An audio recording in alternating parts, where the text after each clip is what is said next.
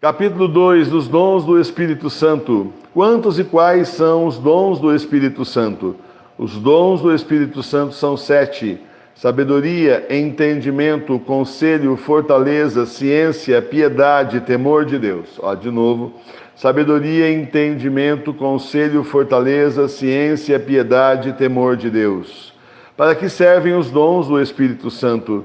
Os dons do Espírito Santo servem para nos confirmar na fé, na esperança e na caridade, e para nos tornar solícitos aos atos das virtudes necessárias para conseguir a perfeição da vida cristã. Agora vai explicar cada dom o que é.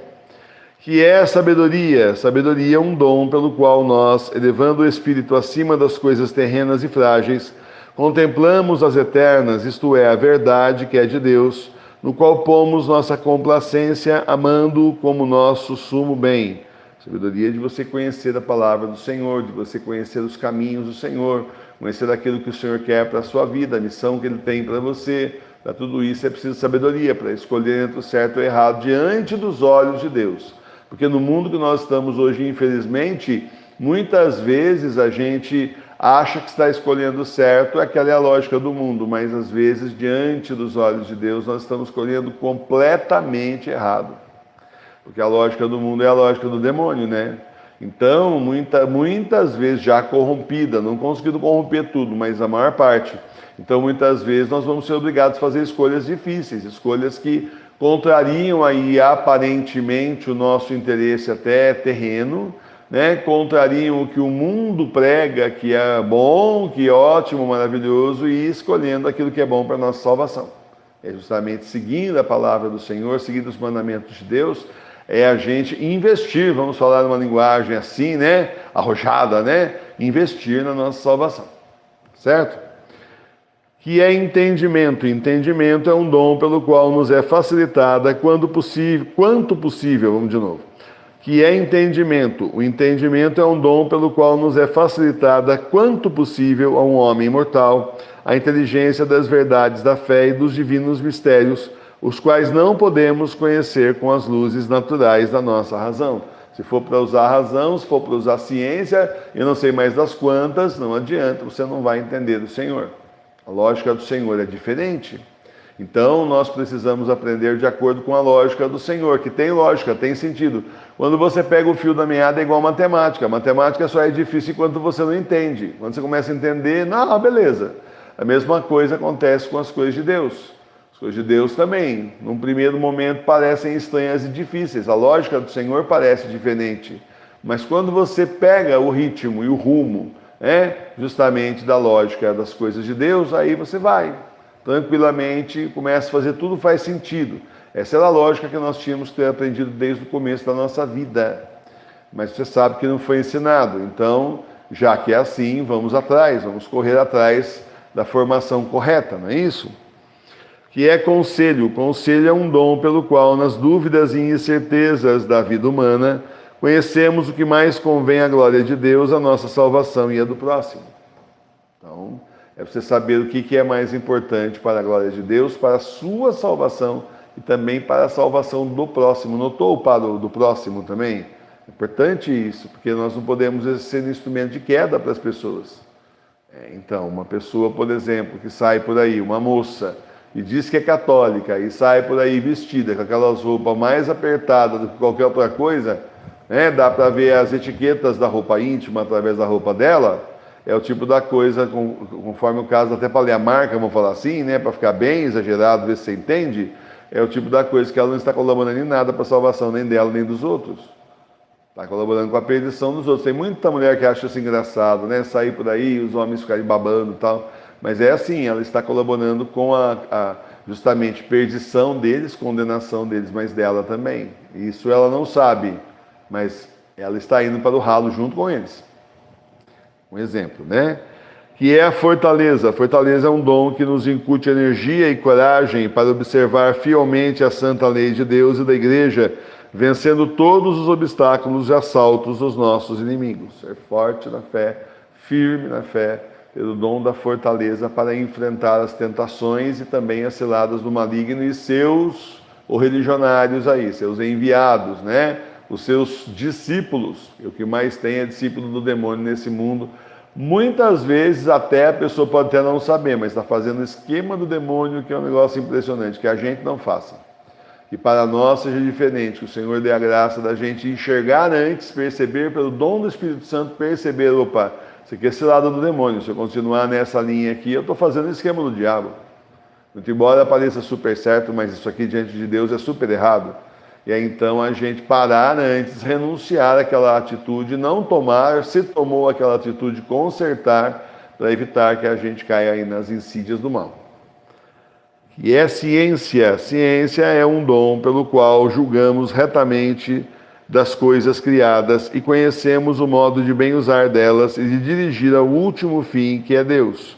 Porque tudo que está no mundo foi criado por Deus e é para ser usado justamente para a maior glória do Senhor.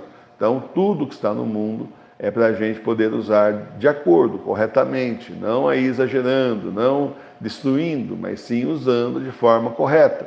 E Deus é maravilhoso. Deus é assim, extremamente maravilhoso. Gente, queria dizer para vocês assim, nós plantamos, aqui não deu 2 litros de milho, acho que deu 1 litro de milho. Imagina 1 litro de sementinhas de milho, 1 litro. Nós colhemos 17 sacos. 17 sacos terminou de colher hoje. Tá certo que é com espiga, com a palha e tudo mais. Semana que vem agora o rapaz vai tirar as palhas para ver quanto vai sobrar com espiga e tudo.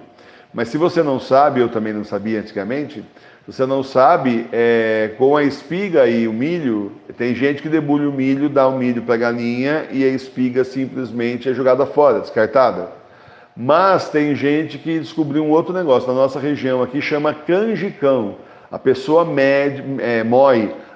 moe o milho junto com o sabugo, que tem propriedades nutritivas também, e aquilo vira o que eles chamam de canjicão, R$95 o saco, de 5 quilos. E aquilo você dá para a galinha, alimenta a sua galinha aí para o dia inteiro. Então, a gente precisa pensar nessas coisas, as maravilhas que o Senhor nos deu. O Senhor nos deu tudo para a gente se virar sozinho. O que o Senhor não nos deu foi supermercado. O Senhor não nos deu supermercado, não nos deu shopping. Essas coisas são coisas do homem, criação do homem, teoricamente para facilitar a vida, mas que nós estamos vendo aí que o que era para ser facilitação está sendo envenenamento, em vários casos aí, mas em diversos casos. Tem gente comprando coisas no supermercado aí, já apareceu leite com soda cáustica, já apareceu esses conservantes que ficam mudando de tal forma que a pessoa começa com intolerância à comida, não sabe por quê, todo mundo engordando de uma hora para outra, com um monte de problema de saúde, e a gente aqui desconfia muito da parte da alimentação que ela está consumindo, essa alimentação industrializada. E nós não sabemos de verdade o que é que nós estamos comprando. Nós não sabemos. Certa vez, a gente cortava a família inteira cabelo numa cabeleireira que tinha no bairro vizinho da nossa casa. Ela também cortava cabelo de uma engenheira química, de uma grande indústria alimentícia. Não vou falar o nome, né? Mas é assim, uma grande indústria alimentícia. Grande. Bem conhecida de vocês. Vocês sabem qual é, inclusive. Tá certo? E naquele ano, tinha subido bastante o preço do chocolate para o ovo de Páscoa. E essa minha cabeleireira, ela fazia ovo de Páscoa para vender, né? E ela estava comentando que a moça, nossa, subiu tanto chocolate esse ano. Ela falou, então, mas não é o chocolate que subiu, foi a gordura. Na verdade, não tem chocolate esse ano. O chocolate deu menos e o que deu foi exportado. Aí nós desenvolvemos uma fórmula lá com gordura que parece chocolate, mas não é. Estão comendo gordura. Palavras da engenheira química que trabalha, ou pelo menos trabalhava nessa grande empresa aí. O que é que você está comendo de verdade? Está entendendo? Então é assim, e o que é que nós ainda vamos comer? Porque lembra do mRNA lá no leite e em vários alimentos. Você vai comer chachina. Já conversamos sobre isso aqui. Então vamos ficar de olho, porque isso não foi o que o Senhor fez. Isso é criação do diabo mesmo. Logo de cara eu já falo que não é do ser humano, isso é o ser desumano. Para fazer uma coisa dessa tem que ser desumano. Tem que ser assim, empregado do demônio mesmo, para criar esse tipo de coisa, para envenenar a humanidade. Não tem outra coisa boa para falar dessa gente, só tem que falar a verdade, que é essa mesmo. Essas coisas não foram criadas por Deus. Então, é bom quando a gente tem um discernimento do que é de Deus e o que não é. E Deus nos alimenta, o Senhor alimenta os seus. O Senhor alimenta os seus. Experimenta plantar um pé de abóbora num canteiro aí, que você tenha no jardim, você vai ver quanta abóbora você vai comer. Se você não quiser aquela abóbora que espalha, que é aquela abóbora menina brasileira, ela é boa porque ela ficando grande, 5, 6 meses depois, ela dá doce, daqui bebe, né? Nossa, você come aquilo lá. E enquanto você não abre, ela dura um tempão. Quando você abre, tem que consumir. Mas aí você faz até doce, por exemplo, cristalizado, abóbora cristalizada. Você tem doce por um tempão de tempo, alimento para vários tempos aí, né? Agora, tem uma outra, que é a abobrinha italiana, você pode plantar no vaso. Essa dá certinho no vaso, assim, meio razoável o tamanho. Você planta, nossa, como ela dá abobrinha, aquela abobrinha italiana, sabe, verdinha, clara, que tem umas manchinhas, gostosa. Como dá abobrinha, a gente fica impressionado aqui que eu não uso adubo, não. Eu uso esterco de galinha, é só isso, né? A gente fica impressionado, e que é mais forte que o de vaca, tá bom? A gente fica impressionado como dá, você come, se dá para as pessoas, né? Começar a vender, porque aquilo dá, sabe como dá? Um negócio impressionante. O Senhor é maravilhoso. Quando você começa a plantar as coisas para comer, você percebe como Deus é maravilhoso. Ele fez o mundo, não é para ninguém passar fome, não. Não é a vontade de Deus isso. Ele fez o mundo de forma que surtiu o mundo aí com tudo que a pessoa precisa. Coisa impressionante. O que é piedade? Piedade é um dom pela qual veneramos e amamos a Deus e aos santos e conservamos ânimo bondoso e benévolo para com o próximo por amor de Deus. O que é o temor de Deus? Temor de Deus é um dom que nos faz reverenciar a Deus e ter receio de ofender a sua divina majestade e que nos afasta do mal, incitando-nos ao bem. Então, piedade, você também ajudar as pessoas que precisam verdadeiramente, sem ser aí, como é que eu falo? Sem ser protecionista, né? Não é só você dar o peixe, é também ensinar a pescar, né? Aquela coisa que tanto batem por aí, que batiam, né? E que é realmente isso, você ajudar a pessoa, mas não você sustentar a pessoa, você ajudar a pessoa naquele momento que ela está, para que ela possa retomar a caminhada e ir para frente, né? Tem gente que está na cama, tudo mais, aí cada vez mais gente aí na cama, né? Doente, aquela coisa de você ajudar, ter essa piedade, ajudar então as pessoas, certo? E o temor de Deus é a gente temer. Tema muito, o temor de Deus é isso, temer a gente ofender o Senhor, pecar contra Deus. E aí o Senhor então tirar a sua mão de nós e tirar a graça dele sobre nós.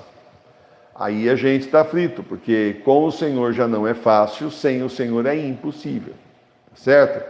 Então, hoje em dia já se fala outras coisas do temor de Deus, já nem se fala mais, mas quando falava ainda, adocicava o negócio. Não é para ter medo de Deus, Tenha medo, tenha muito medo de pecar contra o Senhor e terminar no inferno. É suficiente para dar medo?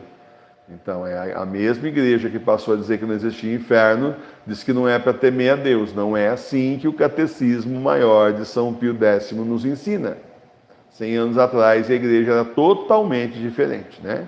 E aí a gente, então, desenterra esses tesouros que nós temos à nossa disposição para entender cada vez mais. Terminando, então, 7 dons do Espírito Santo: sabedoria, entendimento, conselho, fortaleza, ciência, piedade e temor de Deus, que nós devemos pedir ao Espírito Santo todo dia. Todo dia. Tudo bem.